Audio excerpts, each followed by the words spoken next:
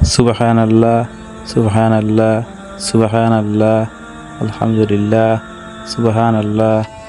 আসসালামু আলাইকুম। বাড়িতে কেউ আছেন? বাড়িতে কেউ আছেন?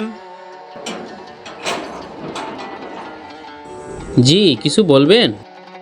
ভাই, আমি একজন মুসাফির মানুষ, অনেক দূর থেকে আসছি। আজ সারাদিন আমার কোনো কিছু খাওয়া হয়নি। আপনি যদি আমাকে একটু খাবার দিতেন তাহলে আমি সেটা খেয়ে ক্ষুধা নিবারণ করতাম।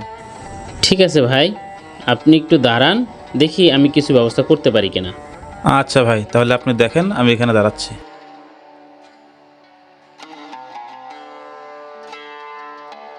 নেন, আপনি এটাতে আপনার ক্ষুধা নিবারণ করেন। আলহামদুলিল্লাহ। ভাই, আপনি কি মুসলমান? জি, আলহামদুলিল্লাহ ভাই, আমি একজন মুসলমান। কিন্তু আমাদের এই এলাকাতে তো কোনো মুসলমান নেই। ভাই, এলাকাটা তো কারোরই না, সব কিছুর মালিকই উপর আল্লাহ। ও আচ্ছা আচ্ছা আচ্ছা, ঠিক আছে, আপনি তাহলে এই রুটিটা খান আপনি। বিসমিল্লাহির রহমানির রহিম। আচ্ছা, আপনি এই মাত্র যে শব্দটা বললেন, এটার মানে কি আসলে? ভাই, এটা একটা কালেমা। যে কোনো কাজের শুরুতে এটা বললে আল্লাহ সে কাজে বরকত দেয় এবং সে কাজটা খুব ভালোভাবে শেষ হয়। ও আচ্ছা আচ্ছা, আমি যদি এই কালিমাটা বলি তাহলে কি আমারও কোনো সব কাজে এরকম বরকত আসবে? হ্যাঁ ভাই, অবশ্যই বরকত আসবে। ও আচ্ছা, তাহলে আমাকে এই কালেমাটি একটু শিখিয়ে দিন। হ্যাঁ ভাই, তাহলে আপনি আমার সাথে সাথে বলেন, বিসমিল্লাহির বিসমিল্লাহির রহমানির রহমানির রহিম। রহিম। আচ্ছা ঠিক আছে, আপনাকে অসংখ্য ধন্যবাদ। যদি আবারও কখনো এলাকা আসেন তাহলে আমাদের এইখানে আসবেন, কেমন? আচ্ছা ঠিক আছে, আচ্ছা আসি তাহলে। আজকে খুব গরম পড়েছে।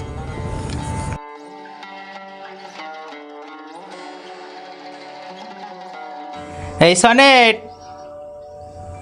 কই রে সনেট?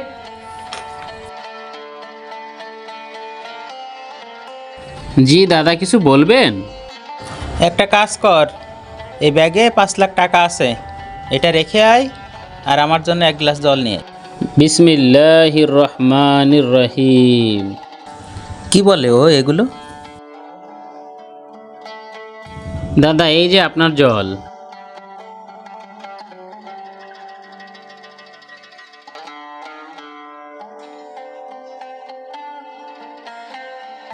দাদার কি জল খাওয়া হয়ে গেছে? হ্যাঁ, হয়ে গেছে। বিসমিল্লাহির রহমানির রহিম।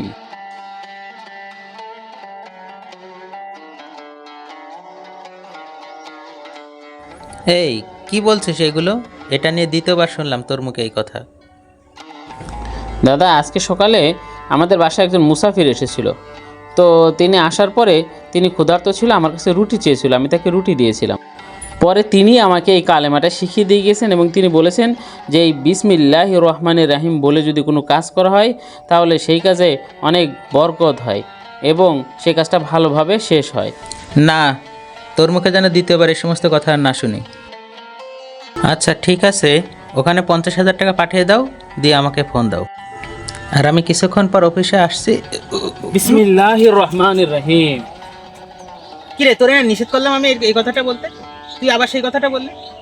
তোরে কিন্তু শেষবারের মতো বলে গেলাম, এই কথাটা যেন তোর মুখে আমি আর না শুনি। আচ্ছা, ওর মধ্যে তো এই শব্দটার খুব প্রভাব পড়ে গেছে। এখন কি করা যায় এর সমাধানের জন্য?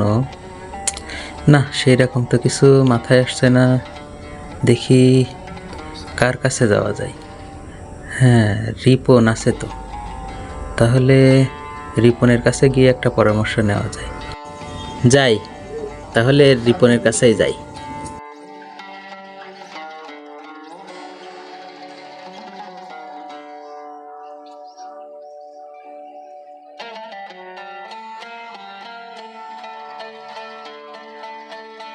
এই তো রিপনের বাড়ি চলে আসিছি, ওর কাছ থেকে একটা সমাধান নিয়ে যাই।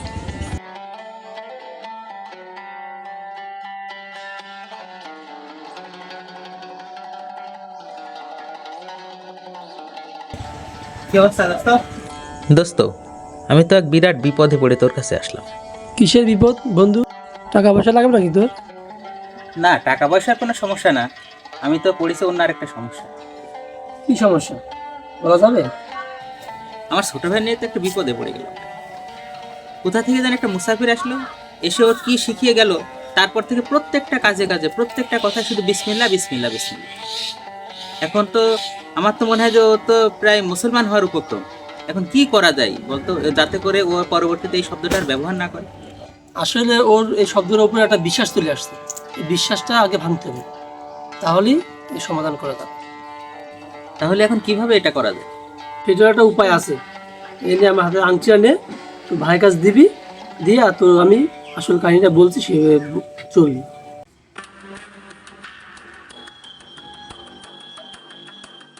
ঠিক আছে বন্ধু, খুব ভালো একটা বুদ্ধি দিলি। তাহলে আমি গেলাম, তুই কালকে অবশ্যই আমার বাড়ি এসে দেখা করবি। আচ্ছা ঠিক আছে। আচ্ছা।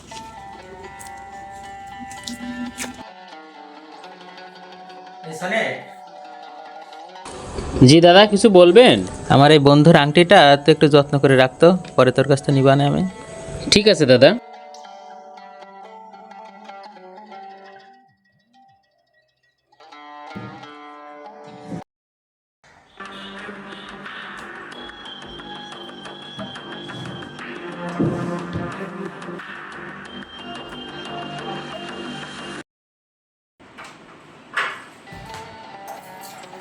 এই আজকে আমার বন্ধু আসবে, বাজারে গিয়ে কিছু মাছ মাংস কিনে নিয়ে আয় তো।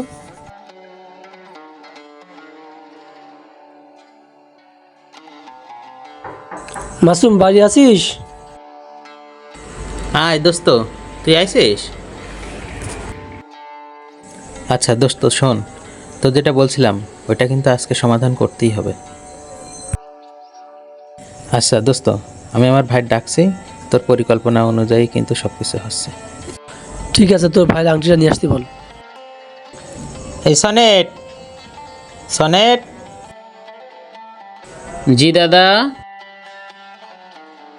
আচ্ছা গতকাল তোর কাছে আমার বন্ধুর যে আংটিটা দিছিলাম না, ওইটা নিয়ে আয়। আচ্ছা ঠিক আছে দাদা, আমি এখনই নিয়ে আসছি।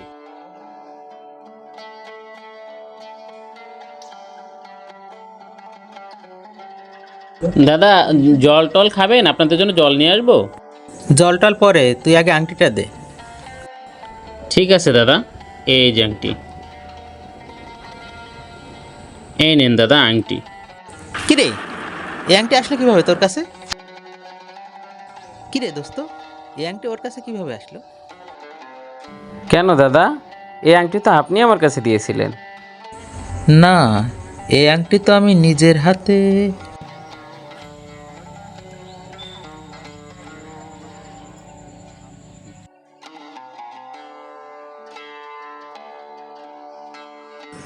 দেখি এই শব্দের প্রতি তোর বিশ্বাস কিভাবে থাকে।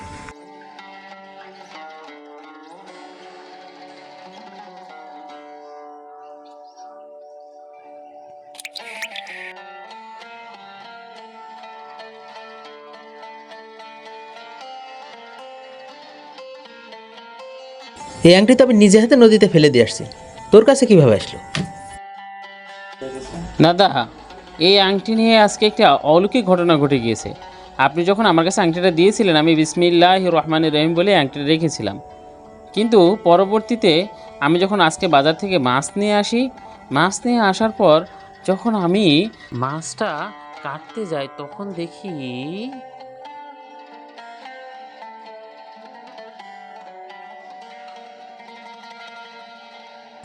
আরে, এটা দাদা যে আংটি দিয়েছিল সেই আংটির মতো না। এইটা এই মাছের পেটে কিভাবে আসলো?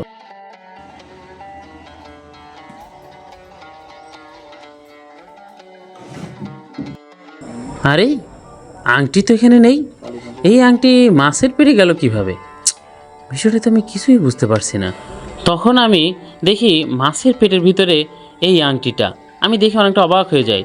পরবর্তীতে আমি আবার সে ড্রয়ারে যেয়ে দেখি সেখানে এই আংটিটা ছিল না। পরবর্তীতে আমি সেই আংটিটা আবার সেখানে রেখে আসি। এটাই হচ্ছে বিসমিল্লার মহত্ব।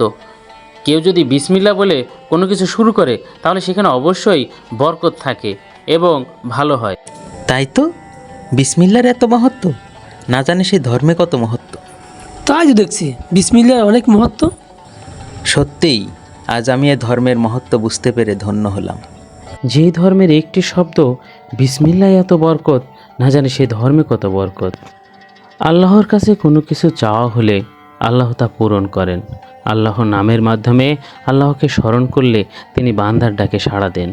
যে কোনো কাজ বা কিছু শুরুর আগে তাই পড়তে হবে বিসমিল্লাহির রহমানির রহিম, অর্থ পরম করুণাময় পরম দয়াময় আল্লাহর নামে।